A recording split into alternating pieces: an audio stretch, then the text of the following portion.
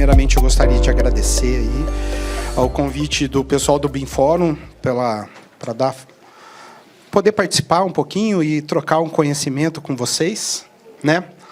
O meu convite aqui foi para falar sobre a ISO 19650, parte 1. Tá? Para quem não me conhece, eu sou Dudu Ribeiro. Aqui no meu crachá está escrito Eduardo Ribeiro, mas é só minha mãe, quando está brava, que chama assim, entendeu? Então, se vocês me chamarem de Eduardo Ribeiro, eu vou entender, entendeu? Dentro desse processo de classificação, codificação, verificação, entendeu? De ontologia, né? Eu vou entender que vocês estão bravos comigo, combinado? Então, pode estar sorrindo, entendeu?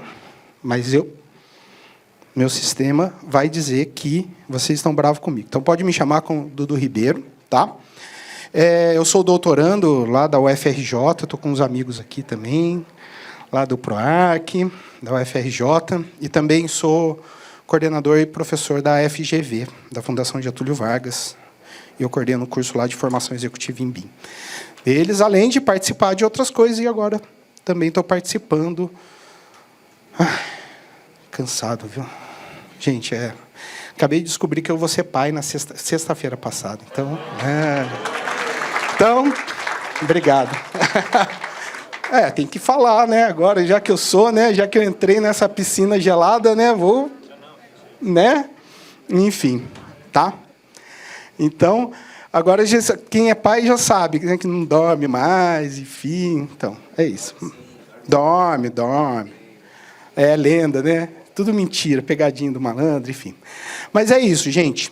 E eu acho que, para mim, eu vou colocar alguns conceitos meus, né, para vocês entenderem. Primeiro, para mim, BIM não é sinônimo de qualidade. Certo? Beleza? Fazer um projeto em BIM não significa que eu vou fazer um projeto melhor. Fazer um projeto em BIM não significa que ele vai sair compatibilizado. Fazer um projeto em BIM não significa que eu vou extrair ou fazer o orçamento sem perda de dados. Não é verdade? Concorda comigo? Tá? Mas o BIM nos traz a grande oportunidade de discutir todo o processo de projeto, as melhorias que a gente busca. Certo? Concorda? Eu acho que esse é o grande benefício que o BIM nos traz. Trazer toda essa discussão de melhoria do processo. Assim como a ISO. Se você for quem vai estudar, eu tenho estudado a ISO desde 2019, quando eu entrei no doutorado. Tá? Ela faz parte do meu doutorado, que eu trato do sistema de gestão e segurança da informação, é o que eu tenho feito no meu doutorado. E eu falo, a ISO, vou fazer algumas críticas em relação a ela, mas as críticas não é para desmerecer, certo? Mas sim porque ela nos traz a oportunidade de discutir várias questões que é importante para o desenvolvimento do nosso setor, que é a construção civil. Tá? A parte 1 da ISO, vocês vão reparar que meus slides são altamente complexos, tá, gente? A parte 1 da ISO, ela trata dos conceitos e princípios. E entender os conceitos e princípios referentes o que é BIM para a ISO vai nos ajudar a explicar e a aplicar as outras normas, tanto a 2, quanto a 3, quanto a 4, quanto a 5. Certo? Então, e uma coisa que eu aprendi com o João Gaspar, que não está aqui, mas alguém assistiu, né? Que primeiro, quando você vai estudar o que é BIM, quando a gente pega alguma coisa, a gente precisa entender o que aquela pessoa ou aquele órgão entende o que é BIM. Então, não adianta a gente escutar o SUCAR falar sobre BIM e eu querer pegar a norma e querer aplicar diante do olhar do SUCAR. Entendeu? Então, a parte 1 da norma ela é muito importante nesse sentido. Então, antes da gente usar a 2, a 3, a 4, a gente tem que entender o que é a 1. Para mim, porque ela é a base e vai nos orientar em todos os sentidos. Tá? Bom, quando a gente fala da ISO 19650, ela fala da Organization and digitization of information. Certo? Tá? O que significa isso? Organização. E eu vou usar uma expressão aqui que não existe, tá, gente? Digitização da informação. Certo? Porque dentro de um processo de transformação digital, a gente está discutindo um processo de transformação digital da indústria da construção civil. Certo? Dentro do processo da transformação digital, a transformação digital ela acontece nos diversos níveis organizacionais. Tá? E, quando a gente fala da digitalização, a gente está falando da transformação do negócio. Da transformação do negócio, arquitetura, em um negócio que vai acontecer dentro de um formato digital. Certo? Esse é o digitalization. Não é o digitization. Certo? Beleza? Então, essa parte... é importante entender isso, porque o que é o digitization? O digitization é como que nós colocamos os dados, não informação. Gente, diferente. Dado não é informação, certo? Como a gente pega os dados e nós transformamos esses dados em dados digitais, não somente digitais, mas que eles possam ser entendidos, interpretados e processados pelo computador. Certo? Quem assistiu aqui a apresentação do João Gaspar agora de manhã? Certo?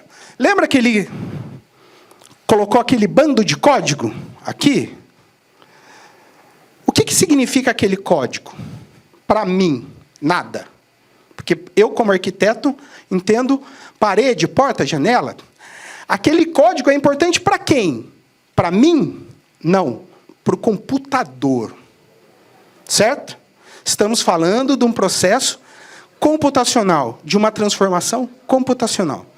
Então, a primeira coisa que a gente precisa entender é que a ISO ela vai nos nortear no processo de como organizar a informação dentro de um formato digital que precisa ser entendido por computador. Entendido, interpretado e processado pelo computador. Por isso que é a grande diferença entre CAD e BIM. Qual é a diferença do CAD para o BIM? Vocês sabem dizer? Ambos trabalham com informação, concorda comigo? Desenho à mão não é informação? Não é? Tudo é baseado em informação. A diferença de um papel nanquim para o CAD é o seguinte, que quem imputa a informação somos nós, não é? A informação ela está no formato analógico, está num formato que quem vai interpretar aquela informação sou eu. Quem vai ler aquela informação sou eu. Quem vai interpretar aquela informação sou eu. Quem vai processar aquela informação sou eu. Beleza? No CAD, quem que lê a informação? Está num formato digital, não está? Mas é o computador que lê a informação? Que interpreta a informação? Que processa a informação? Não. O BIM, a grande diferença do CAD para o BIM é que esse processo de leitura, de interpretação e processamento da informação é feito por quem? Por nós? Não, pelo computador. E é por isso que a gente precisa organizar e digitizar a informação. Certo? Por isso a importância do sistema de classificação que o João colocou aqui. Assim como o Bianca colocou lá, como ele organiza a informação e digitiza a informação. Nossa, é difícil falar. É difícil, né? Eu tenho que treinar que nem interoperabilidade. Quando eu comecei nesse negócio no BIM, eu ficava assim, interoperabilidade, interoperabilidade, interoperabilidade, entendeu? Interoperabilidade é muito mais fácil. Digitização, certo? Então, a primeira coisa que a gente tem que entender é que a ISO, o conceito da ISO é isso. Como eu organizo e né? Gente, muita calma. Digitizo a informação, beleza? Tá? E tem uma outra questão também, que daí nessas horas o inglês ajuda mais, né, do digitalization e digitization, mas tem o management of information, que é a gestão ou gerenciamento, porque agora, né, management pode ser gestão ou gerenciamento. E a norma, a ISO fala da gestão. Então, não é como fazer, é o que é preciso fazer. Então, o que nós precisamos fazer, não como fazemos, porque daí cada um vai trabalhar em cima disso. A norma também, a ISO, a parte 1, e aí eu vou colocar alguns pontos, né, não dá para ficar muito tempo. A parte 1, ela fala dos requisitos de informação, certo? E ela coloca vários requisitos de informação. Os requisitos de informação da organização, conhecido como os OIRs, requisitos de informação do projeto. Que tipo de projeto? Então, é outra coisa que a gente precisa entender. Não é o design, é o project. É o projeto do empreendimento como um todo. Certo? E os requisitos de troca de informação, o famoso EIR, que começa a gerar muita confusão. Primeiro ponto, quando a gente fala dos requisitos de informação organizacional, isso a gente trata do âmbito do negócio, certo? Então, como eu, escritório de arquitetura, por exemplo, vou tratar o meu negócio em formato digital e como que o BIM tem que me responder a isso, certo? Aí, como é que a gente resolve isso? Plano de negócio. Alguém sabe fazer plano de negócio aqui? Faça curso no Sebrae, existe um curso gratuito no Sebrae, como fazer um plano de negócio. Certo? Então, eu preciso entender, dentro da minha organização, como que o meu negócio vai se transformar nos requisitos. Como que ele vai se transformar num negócio digital para que a gente possa trabalhar nisso. Eu tive uma experiência, na verdade, foram duas experiências que eu queria compartilhar com vocês, que eu estava trabalhando para um escritório e, vamos tentar aplicar essa questão da ISO. O que a gente fez? Num do escritório, ele tinha um plano de negócio que foi feito há muito tempo atrás. E aí foi muito legal, porque a gente revisou o plano de negócio deles para entender como é que o negócio dele tinha que funcionar para que a gente conseguisse implementar o BIM dentro do escritório dele. Porque um escritório de arquitetura, ele tem o negócio dele, não é? O escritório de arquitetura faz tudo? Não, né? Tem escritório especialista nisso, tem escritório especialista naquilo, tem escritório... Então, qual é o negócio dele? Qual é o nicho dele? O que ele precisa se organizar? E aí teve um outro escritório também que eu dei essa dica do Sebrae, porque a gente foi buscar a informação no Sebrae, inclusive foi contratar uma consultoria do próprio Sebrae, para que a gente formulasse um negócio, reestruturasse um negócio, para que a gente conseguisse começar a aplicar, inclusive, a ISO 19650. Então, tudo parte do negócio, gente. Então, e é por isso que, não é fazendo propaganda, que a FGV tem um curso de formação executiva em BIM, que é para gestor, que não vai aprender Revit, não vai aprender ArchiCAD, não vai aprender ferramenta, vai aprender coisas sobre o negócio. Certo? Beleza? Tá? Se a gente não entende do nosso negócio, como é que a gente implementa BIM? Então, a ISO nos dá a oportunidade de discutir o nosso negócio em termos de arquitetura e engenharia. Certo? Beleza? Outra coisa importante dentro da ISO que ela fala, que é o EIR, todo mundo já ouviu falar sobre o EIR? Quando você estuda... né? Quando a gente olha a base da ISO, a gente precisa entender isso. A ISO ela vem da base da PAS 1192, que é a norma inglesa, certo? O EIR chamava Employer Information Requirement. O que significa isso? São os requisitos de informação do empregador, do contratante, certo? Beleza? Porque uma coisa importante também, a ISO, ela foca principalmente o contratante, né? Quem está contratando isso. E o contratado tem que entender também, porque ele tem que atender as questões da contratante. Quando for traduzir para a ISO, eu acho que isso é uma crítica mesmo minha. Eu acho que eles foram infelizes de querer falar, não, vamos colocar para Exchange Information Requirement, trocas de informação de arquivo. Quando você fala para um arquiteto, um engenheiro, o que é uma troca de informação, ele quer saber como que eu troco a porta, a informação da porta, da parede, da janela. Exchange Information Requirement, o EIR, não é isso. Entendeu? É como que eu contrato, como que eu organizo o meu processo de projeto em BIM para que ele aconteça. Não é troca de arquivos. Entendeu? É troca de negócio. E aí é muito doido, não sei se vocês já leram a parte 4 da ISO. Vocês já leram? Alguém já leu? Foi publicada no final do ano passado.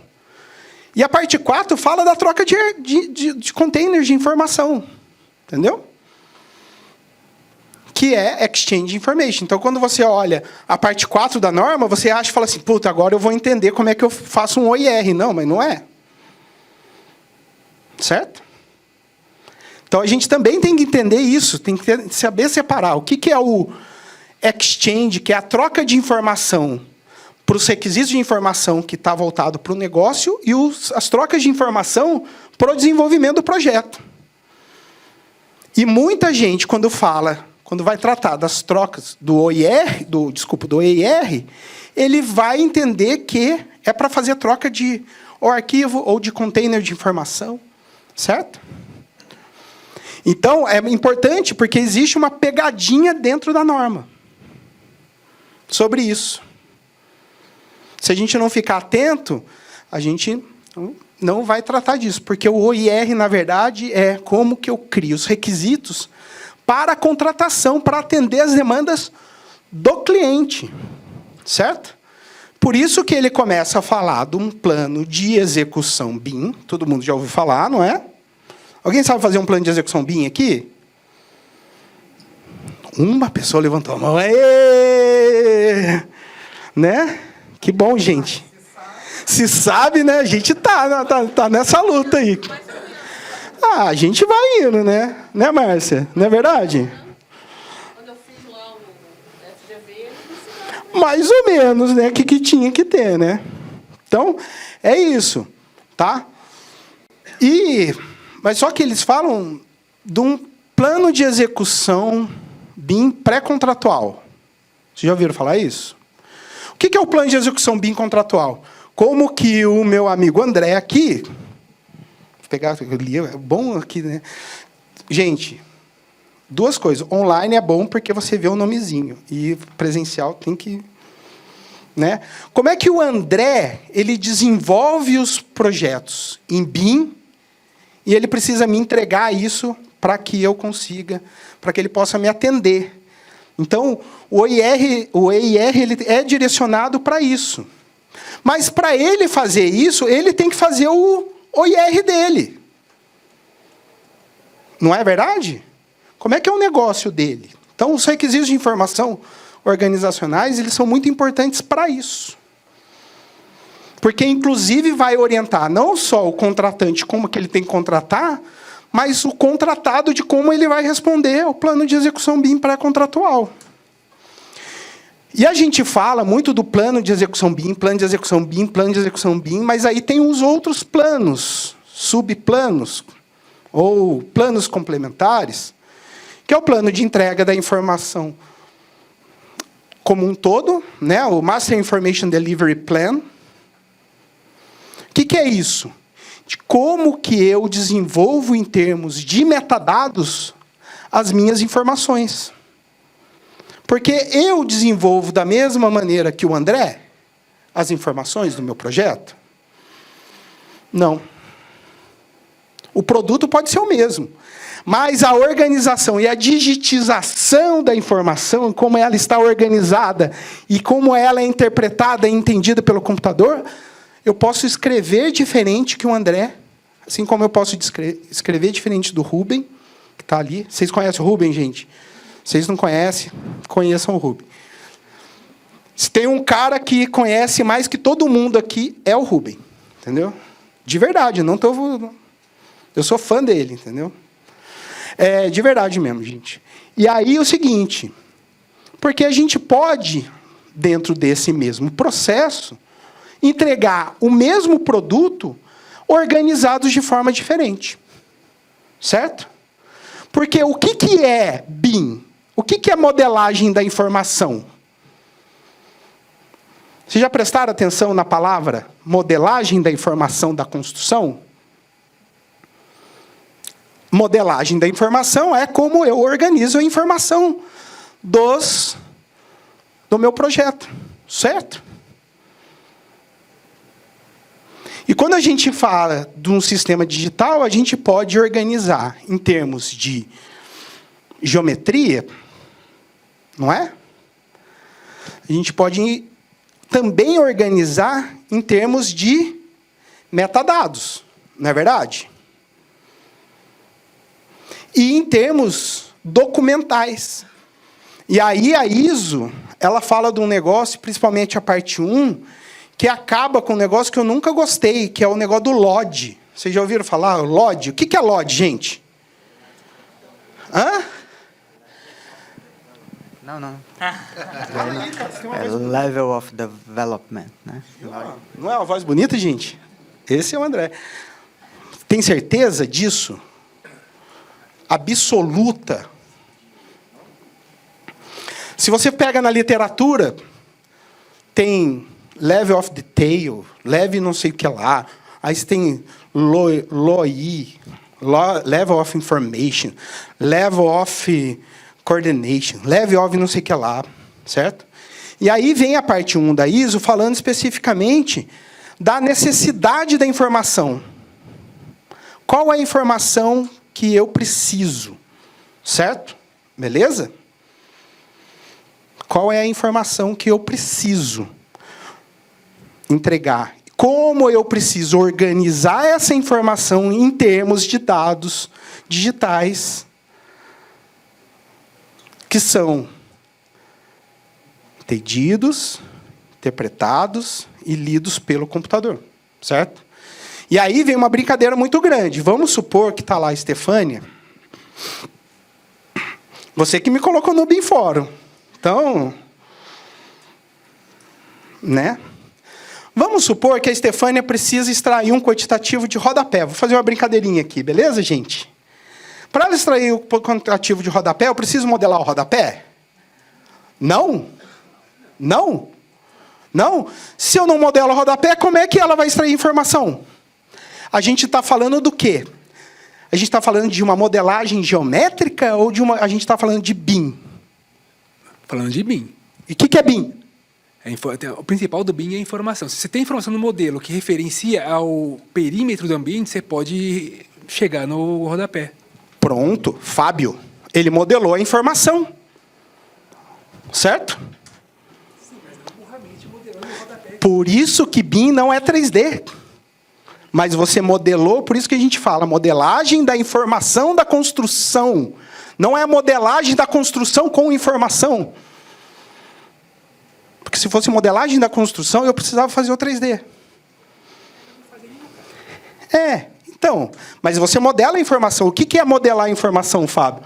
É como eu organizo a informação. Então, eu posso organizar a informação do rodapé no sentido de essa informação ela está no perímetro. Não posso? E a Estefânia extrair essa informação? Só que isso precisa ser acordado e precisa estar organizado de uma certa forma para que essa informação não se perca. Isso se chama interoperabilidade. Certo? Então, quando a gente fala em modelagem da informação e quando a gente fala dos níveis de informação necessário, que rolou uma discussão também, se é nível de necessidade de informação, nível de informação necessário, mas eu não vou entrar nesse quesito agora, a gente está falando de como que nós vamos organizar. Então, o Fábio ele vai falar assim, olha, Estefânia, ele vai entregar, junto com o plano de execução BIM, que é o plano médio de entrega de informação dele, olha, a informação do rodapé, eu vou modelar esta informação em termos de metadados dentro de um ambiente. Pronto, você modelou a informação. Entendeu, Fábio? Entenderam, gente? Porque eu estou modelando em termos de metadado. Qual é a minha necessidade? E aí, é claro que você vai organizar lá com a Estefânia e falar, Estefânia, como que você quer? Você quer essa informação em termos de geometria, de metadados ou de documento? Como é que eu modelo essa informação? Em termos computacionais, para que o BIM... Aí a Estefânia vai falar assim, não, eu aprendi com o João Gaspar que precisa modelar essa informação de acordo com o sistema de classificação. Tem que você colocar o código 2C... Entendeu? Tá? Beleza, gente? Então, e é isso. Porque daí a ISO também começa a falar da questão de containers de informação. O que são os containers de informação? Gente, e aí a gente precisa entender. Eu troco informação com todo mundo? Toda a minha informação que está no meu projeto, eu troco com todo mundo? Não? Não, não troco. Até mesmo porque existe uma coisa chamada segurança da informação, que a gente precisa atentar a isso. E um dos requisitos da questão da segurança da informação é a LGPD. Falei certo agora? É porque eu já falei LPDG. Não. LGBTQIA+. Já troquei já, gente. Então, é LGPD. É Lei Geral de Proteção de Dados. Por quê? Gente, quem já trabalha com BIM, vocês não colocam a informação do cliente dentro do modelo de vocês? Para sair o nomezinho na prancha lá, automatizado? Não é? Lei Geral de Proteção de Dados, eu preciso proteger as informações do cliente. Eu preciso pegar, se o André compartilhar o projeto dele comigo, eu preciso compartilhar, eu preciso proteger a informação dele. Por isso que é fundamental a gente ter esse entendimento quando a gente entrar na parte 5 da ISO, que trata da segurança, da abordagem da segurança da informação. Certo? Vale a pena ler, é super simples, assim. Tem lá uns gráficos, enfim. Você não pode esperar também, viu, André? No final do meu doutorado, que vai ter... Mas eu já tenho uns artigos publicados sobre a parte 5 da ISO. Tá? Então, por que é isso? E aí, quando a gente fala de container de informação, quais são as informações que eu posso compartilhar e que eu não posso compartilhar, porque nem tudo é compartilhado, gente. Tem o pessoal da Caixa Econômica Federal. Eles podem compartilhar tudo lá? Não, vão ter modelos, informações, dentro de um modelo de informação relacionados à Caixa Econômica Federal que eles não podem compartilhar com ninguém. Certo? Então, precisa estabelecer. Por isso que essas questões são fundamentais para a interoperabilidade. Interoperabilidade e conexão de sistemas. Quando a gente estuda interoperabilidade, a gente discute muito, principalmente aqui no BIM Fórum, a interoperabilidade técnica. E a interoperabilidade legal, a interoperabilidade internacional, que tem a interoperabilidade tem diversos níveis que a gente precisa tratar. Certo? Não é só interoperabilidade técnica, de como que eu regulo o IFC dentro do Revit, para que ele seja lido no ArchiCAD. Interoperabilidade não é só isso. Isso é 1/8 da interoperabilidade. Certo? E aí, por isso que a ISO, dentro da parte 1, ela fala dos planos de execução BIM, do plano mestre de entrega de informação e do plano de entrega da equipe de tarefas, que é como a equipe de tarefa precisa entregar o container de informação. Então, qual é a informação que o André precisa entregar para mim? E como que ela precisa estar organizada e digitizada. Agora eu falei certo. Ufa. Digitizada em termos de informação que seja interpretada por computador. Certo? Simples isso, né, gente? Conceitualmente. Isso é a parte 1 da ISO. Por isso que ela fala de conceitos e princípios. Tá, gente? E é fundamental a gente ter esse entendimento. Porque se a gente não tem esse entendimento, quando a gente vai entrar, tá, tempo esgotado, quando que a gente vai passar, vou passar a palavra para a Luciana, a gente não vai conseguir aplicar o que a Luciana vai falar, e nem quando a gente for estudar a parte 4 e a parte 5.